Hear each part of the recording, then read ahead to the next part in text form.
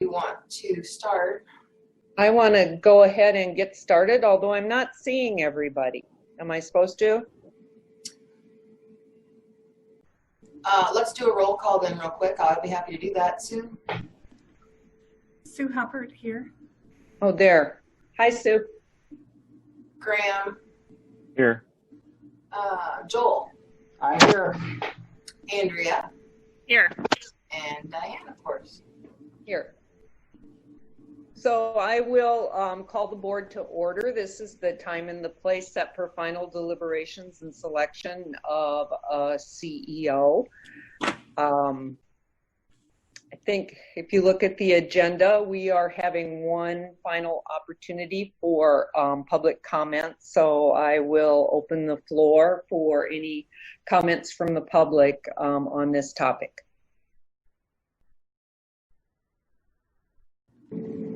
I have shared instructions in the chat window. If you need to raise your hand, if you'd like to make comment, that's how we would like you to do so.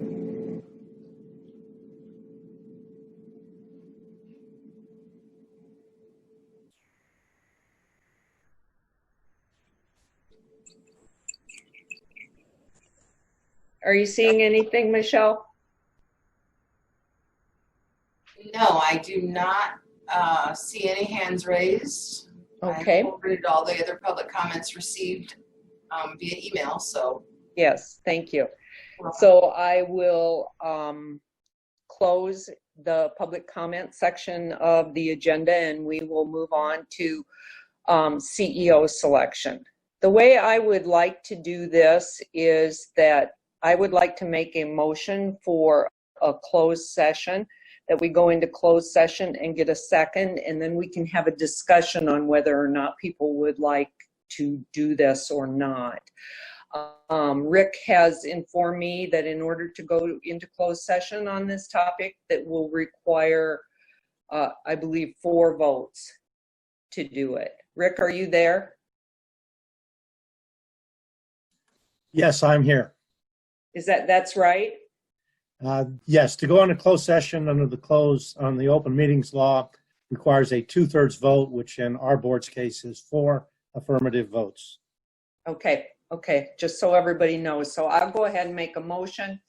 And as I said, if I could get a second, then we can discuss whether or not people want to go into closed session and why they would want to do that. So it's moved that the board conduct a closed session to discuss CEO and general manager selection based on the following. When the board finds that under Iowa Code Section 388.9, the governing board of a city utility can hold a closed session to discuss proprietary information if the utility's competitive position would be harmed by public disclosure not required of potential or actual competitors, and if no public purpose would be served by such disclosure. And 2, the board finds discussion of the selection process and potential candidates to fill the CEO and general manager position is proprietary information. Des Moines Waterworks is competing nationally for CEO talent, and public disclosure of the selection process would not be required of private water utilities and other competitors.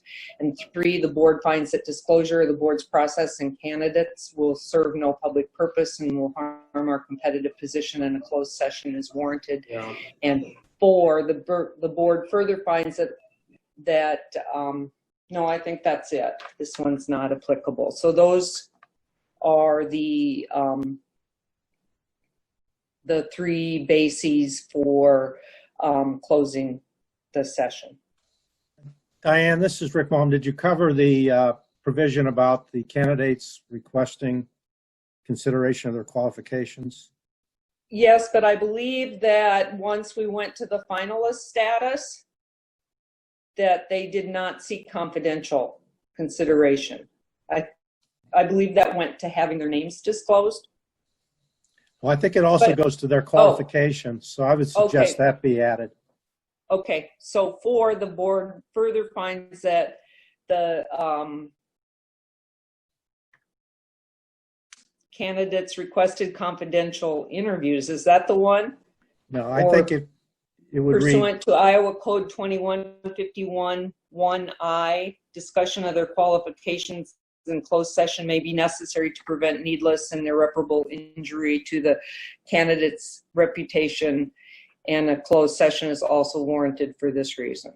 Yes, that one would apply. Yeah. Okay.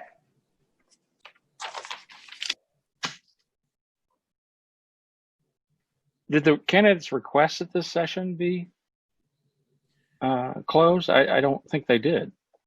No, I think that what that section is that 21.51I is that discussion of their qualifications in closed session may be necessary to prevent needless and irreparable injury. That it's not about requesting confidentiality. Is that correct, Rick? That was my understanding, that the request for confidentiality went to the discussion of their qualifications, which I believe would be a grounds for closing the session for this final discussion of qualifications, if the board determines that's appropriate. Right. I find it unusual, and maybe it's not improper, but I find it unusual that the chair makes a motion like this.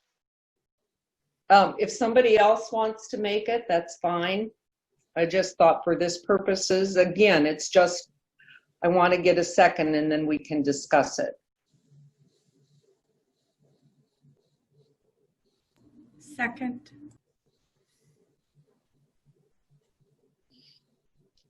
All right, so it's been moved and seconded that we go into closed session. Discussion. I'll start since I made the motion, and that is that I would like to go into closed session. We have not had opportunity as a group to discuss our CEO selection. The other thing I'd like to discuss in closed session is the process that we will use for making the offer and negotiating the contract.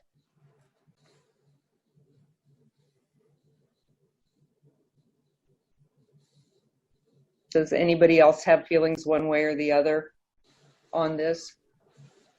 Diane, Joel here. I don't have any comments that need to be made in closed session. I feel comfortable, making any comments or discussion I have in open session, but I respect your desire to talk about those few points. I understand your desire to talk about those few aspects in closed session. It seems to me that there is a good chunk of our discussion that could happen in open session, but there will come certain topics and certain discussion points that are better suited in a closed conversation, and I just want to make sure that we are able to differentiate between those two and cut them off at the appropriate time, and I want to make sure that we're cognizant of that if we don't choose to do the whole thing in closed session. Well, once we come out of closed session, we have to, we'll be making a motion and be reiterating the reasons why we made those choices. So there will be opportunity to go over those things and talk about those things that are appropriate.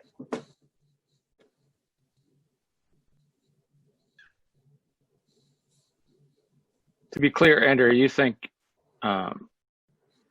there's a need to go into a closed session? You feel that there's things that need to be said in a closed session? At some point, I can see our conversation taking a turn, and things like contract negotiations and maybe some other points of strategic planning that would be better suited to have happen in a closed session. But I don't know if all of it needs to happen in a closed session. It's more of to me, that's more of, will we be able to cut the conversation off and move those over in time?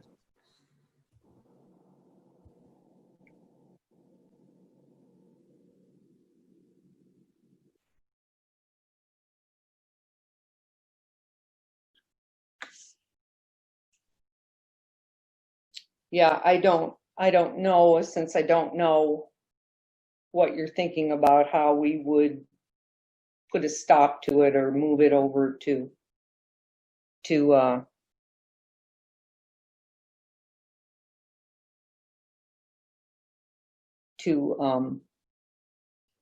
closed session. As I said, I believe that if we went into closed session, to consider the qualifications and have our discussions about our choice, and then the process for negotiating the contract. Once we came out, the vote would have to be taken publicly, and then there would be an opportunity to reiterate the points that people wanted to be made publicly. We do have a question in the chat. Since we're meeting virtually, how will the public know when you are reconvening into the open session? That's a good question. I guess that we could set time points for people to check back in. Diane, as I wrote here, I think in the past closed sessions, we've had that in fact, we already have a different link set up in case we do go to a closed session. So people can just stay on this meeting. It'll be quiet for a while, and then when we get done with closed session, we'll return to this. Yep. So they might have to just keep an ear on the meeting to see when people start talking again, but I believe that's the process we've used in recent weeks. Good point. There is a separate room set up for that purpose as a contingency. And our questioner says thanks. Let me ask this question in determining whether we should go into closed session or not. Has every board member made up his or her mind about who their candidate is?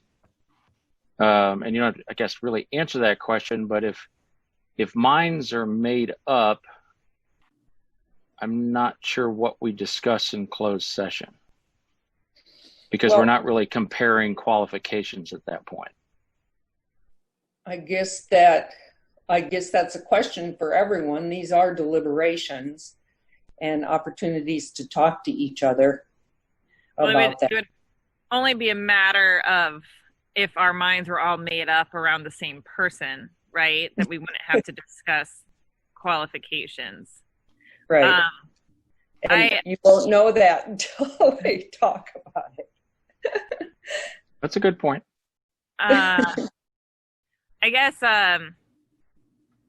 even if our minds are made up in unison or are united around the same candidate, is there any additional discussion of how to move forward with that candidate in terms of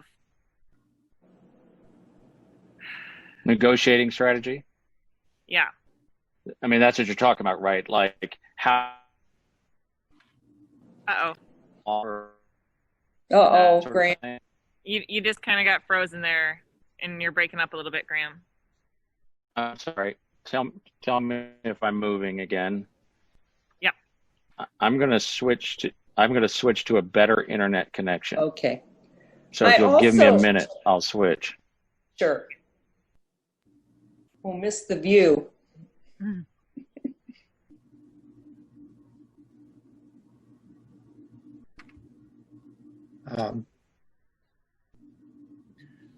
I would say that there is a exemption from open meetings law for discussion of terms of employment for non-bargaining unit employees. The scope of that exemption is a little unclear these days, but it would at least cover compensation and things like that. Thank you. But that the strategy prong, it's hard to say how that applies to the current discussion at this point, which is another part of the motion. I'm sorry about that. Can you hear me better? Oh, that's great. Much better. But this view is not as good. Yeah, sorry about that. I was trying to get away from other people in the house. So fill me in if I missed something there. My question was, or I guess what we were trying to clarify is if we were going to go into closed session to discuss kind of negotiating strategy. Is that the point? You mean negotiating strategy with the candidate? Is that correct? What you're talking about? Correct. well, how we're going to do it, the process for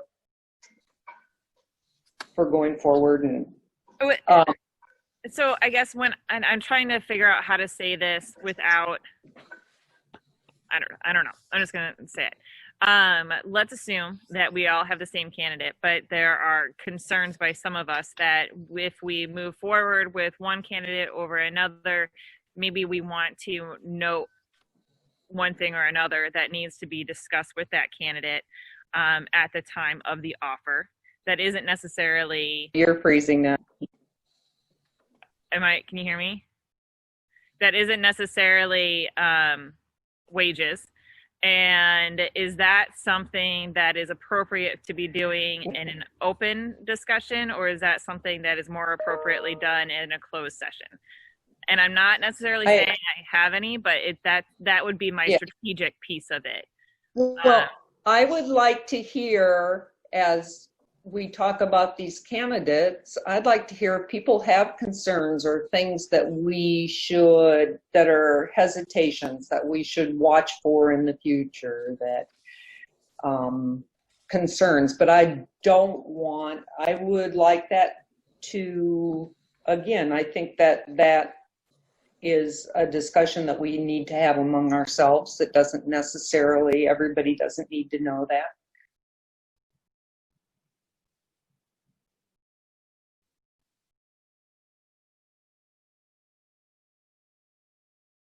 Because as I said, we've not had that opportunity to do that in a very frank and deliberate way. I mean, when we choose someone, that will be very open, and the reasons why we're choosing that. But if we have some concerns or something in one way or the other, again, I'm not sure that's something, as we deal with issues that we have, that everybody needs to know. That gets into the strategic piece of it.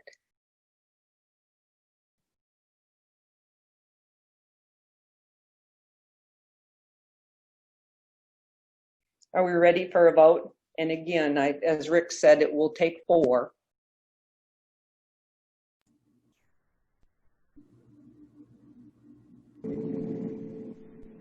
Michelle, do you want to take a roll call? Yes. Aschbrenner, Yes. Bolton, Yes. Gillette, No. Huppert, Yes. Munns. Yes. That's 4. Okay. So we log out of here. I'm going to leave here and go over to our other meeting. Yes. Board members and legal, go ahead and log out of here and head to the Teams meeting, and we will resume this when the board is done with closed session.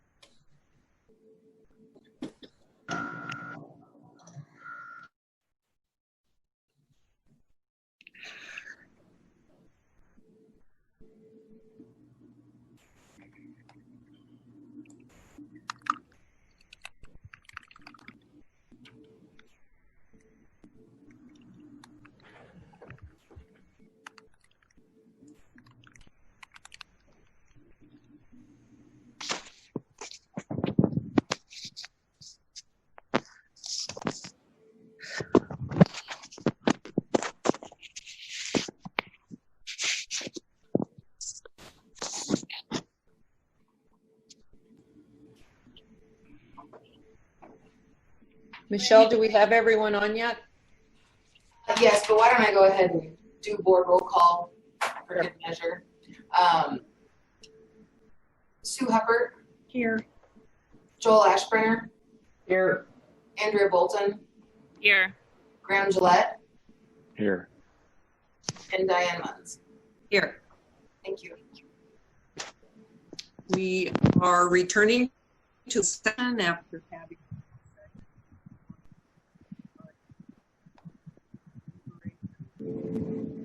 Diane, I'm not hearing you. Oh. It says that my mic is on. Can hear you now. Can you hear me? All right. I said we're returning to open session after coming out of closed session and deliberations on our final selection of CEO. I guess that we will entertain a motion and then have discussion here, go over and reiterate the discussion that we had in closed session for the record. So I will make a motion that we offer the CEO and general manager position to Ted Corrigan. Do we have a second? Second. It's been moved and seconded. Now we'll take some comment. Again, we reiterating what we talked about in the closed session on qualifications.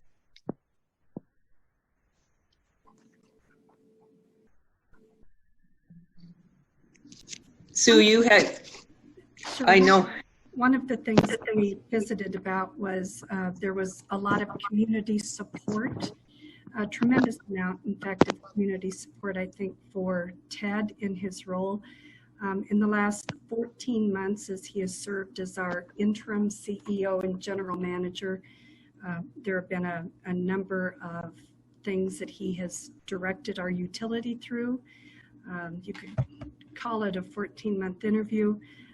So I think that we were all very comfortable in handing the torch to him, and we look forward to some of the ideas that he outlined, such as a facilitated strategic planning meeting so that the board can clearly articulate some of our goals and priorities for the university so that we can take an active role in this and the success of Des Moines Waterworks.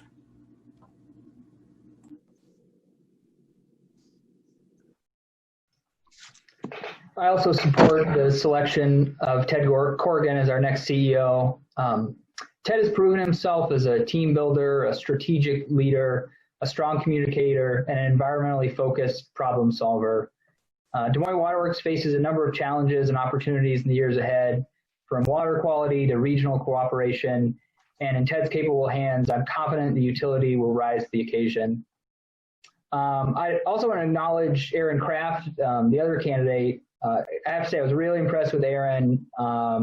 His strategic thinking, his passion, his varied experience. Aaron certainly has the right stuff to lead a large water utility.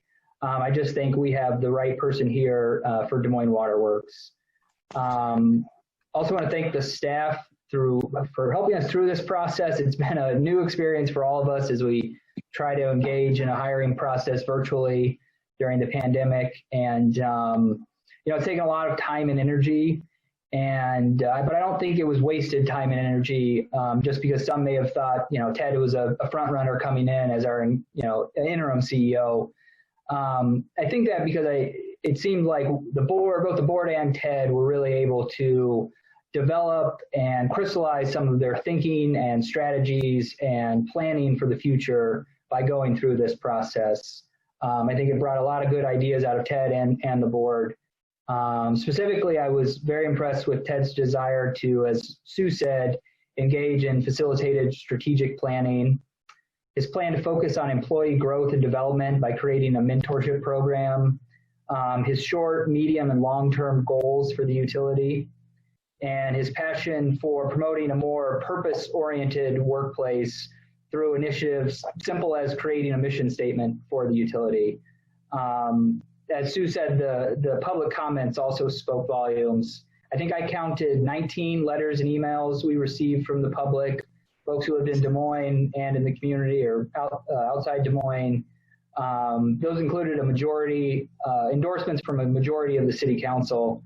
The words that folks from the community used to describe Ted repeatedly were collaborative, a listener, a leader, a strong communicator, positivity, a coach, technical knowledge, a mentor, forward thinker, someone who will anticipate opportunities and threats on the horizon. I thought that was well said. So for those reasons, I'm going to support Ted for our new CEO.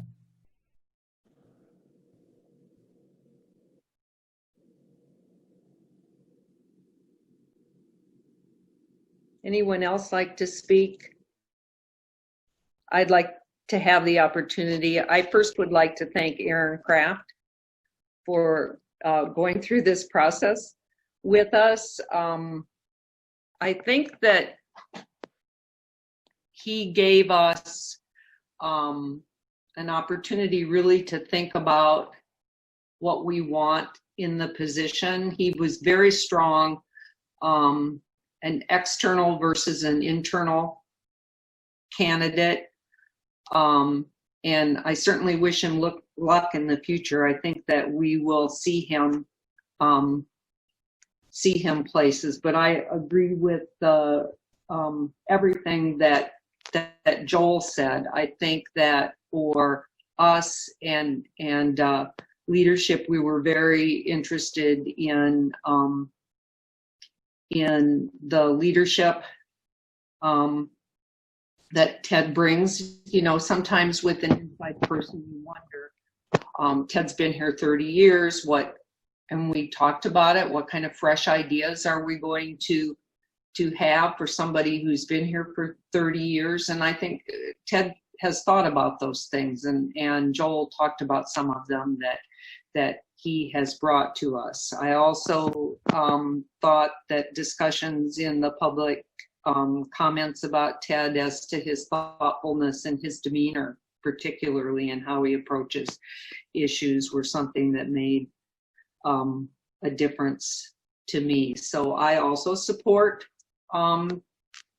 Corrigan as the chair. I think I've probably had more opportunity than anyone to work very closely with Ted the last 14, 15 months, and I have seen those things. And I said to our search firm coming in that it would be a very high bar. And again, I want to thank Aaron. He certainly was an able competitor in this search. I don't want to echo too much of what's already been said, because I agree with a lot that has already been said. I do also want to thank Aaron for his time and the passion he showed throughout this process. I agree. I think we will be seeing him places. But like many of you have already mentioned, I do appreciate Ted's intentional focuses that he put throughout the interview process on strategic planning and building a vision for the future of the utility, equity, and water quality. I think those are important things for us moving forward, and he was able to articulate that in a way that made me confident that we will be moving forward in a positive direction. So thank you all for being a part of this process. Thank you, Andrea. I think as most of you recognize, I have struggled with this decision. Ted has served Des Moines Waterworks admirably for 30 some years, and over the last 14 months during unbelievably difficult times, had to take the reins and do basically two jobs, as I say, during a period of time that is none of us could have imagined back when we started this search in January. So I struggle with that because here is a person of great ability who has served well. I'm going to vote no, and I'm going to vote no for this reason. This process did not allow the board or the community to fully vet other candidates. And I was struck during our last interview with Aaron Kraft when he was asked a question about ideas he might have for Des Moines Waterworks, things that he may have learned during his research on Des Moines Waterworks. And he answered quite honestly that he had never been here. He had never toured our plants or met our employees. He didn't know members of our community or have the opportunity to meet them. So he was not in a position to answer the question. That alone sums up the fact that one of two finalists came in with a great disadvantage. Many of you have mentioned the letters of community support. By far, the local candidate's going to have more letters of community support than the candidate from the outside. That goes without saying. But Aaron Kraft didn't even have the opportunity to meet in person any of the local folks here or to have a conversation with them. So it was difficult for him to do that. And I think that our process alone, starting in January before any of us envisioned a pandemic, and going through this process put us at a disadvantage that we sit today. So I'm going to vote no on this because of those reasons. I don't think that we allowed ourselves to go through this process fully. That being said, I think it's very important that as Ted takes the reins as CEO and general manager, that we work together as a board and we work with the community to make sure that the direction of this utility serves our ratepayer as well. Ted has many of the tools and is well positioned to lead in many ways. He has deficiencies as any candidate would, regardless of how thorough our search would be going forward. And it's up to us as board members and members of the community to help fill in those weaker spots. We would do that with any candidate. We did that with Bill Stowe, who was a great leader. He wasn't perfect in any way, but we found ways to work together. And so we'll have to do that going forward here. I think of our union employees who I think for many years, in the years before Bill Stowe, there was a difficult relationship between management and employees at Des Moines Waterworks. And over the last 5 years, that relationship has improved significantly. I think that Ted carries some baggage from those years before Bill Stowe. Some of it is probably he earned on his own, and a lot of it he carries because of the position he held. Regardless of why he carries that baggage, we have to figure out how do we work with that. It is very important to me personally, but more important than that, it is very important to our ratepayers that the union remains as strong going forward as it has been in the past. It's important for safety. It's important for the financial well-being of this utility. It's important for the way we do our day-to-day work. And so it's incumbent on all of us to figure out how to not only maintain, but improve that relationship with employees. And I would carry that forward with our relationship with the community. As we go forward with negotiations, Ted has great advantages because he knows the players. He also has certain disadvantages because he knows the players. But that's okay. We can fill in those spots working together as a community and making sure we focus on those things that are in the best interests of our ratepayers. So we have,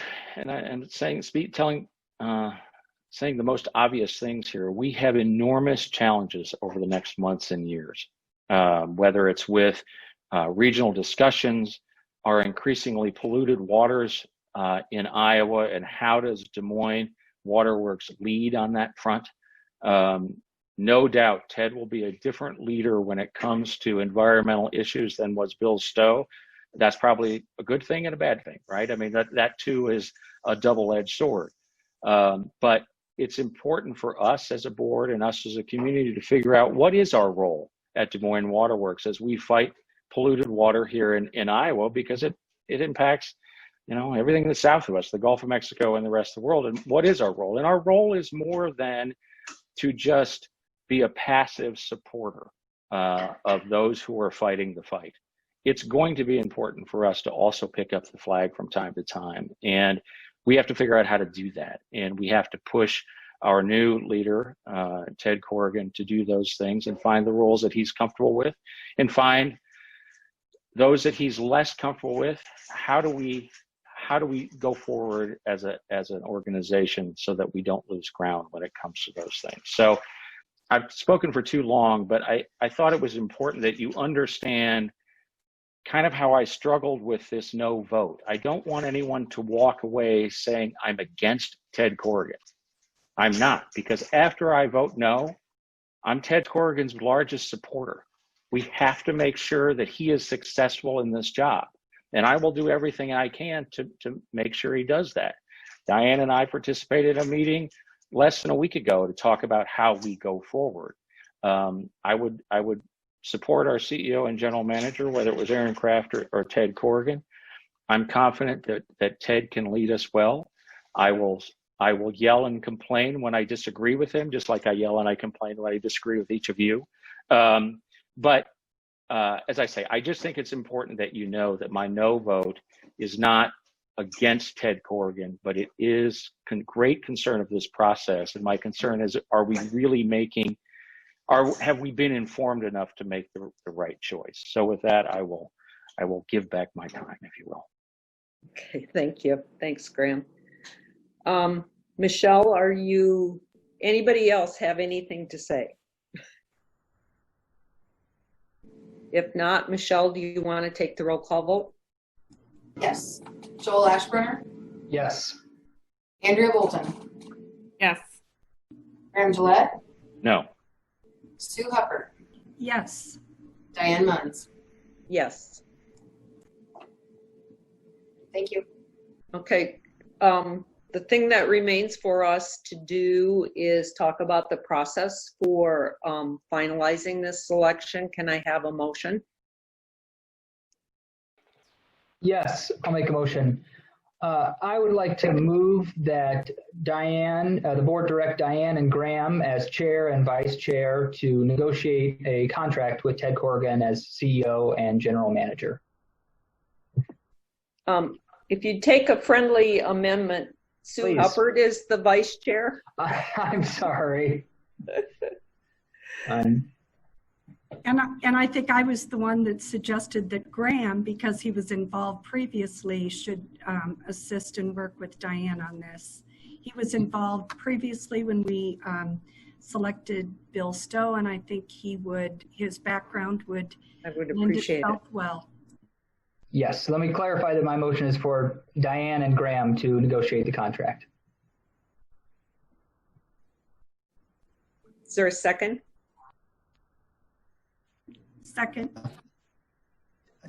just want to clarify that negotiate the contract to be submitted to the board for adoption and approval. In other words, that Correct. committee isn't going to decide that. It'll come back to the board before it's entered into. Thank I you. think it's the sense of the motion. Yes. Okay, that will, so it's been moved and seconded that Diane Munns and Graham Gillette negotiate the contract with Ted Corrigan to be brought back to the board for final approval.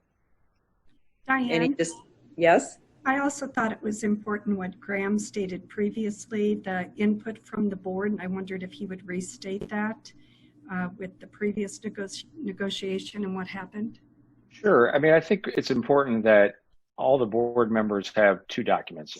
One, the parameters that we set out when we advertise this position as a reminder. And it probably is also helpful for us to have a copy of Bill Stowe's contract so that so we can be reminded of what was provided to the previous CEO and general manager. You're welcome to have it. You could get it from the HR. I don't think it would be helpful necessarily to look back to the previous CEO and general manager, but obviously if you wanted that document, you could ask for that too. But I think if Doug can provide the board members those two documents, the parameters that we sent out when we interviewed and then the Stowe contract, I think that would be helpful. And then if you guys look at that, as board members look at that and want to provide some input to Diane and to me before we sit down with Ted, that would be very helpful.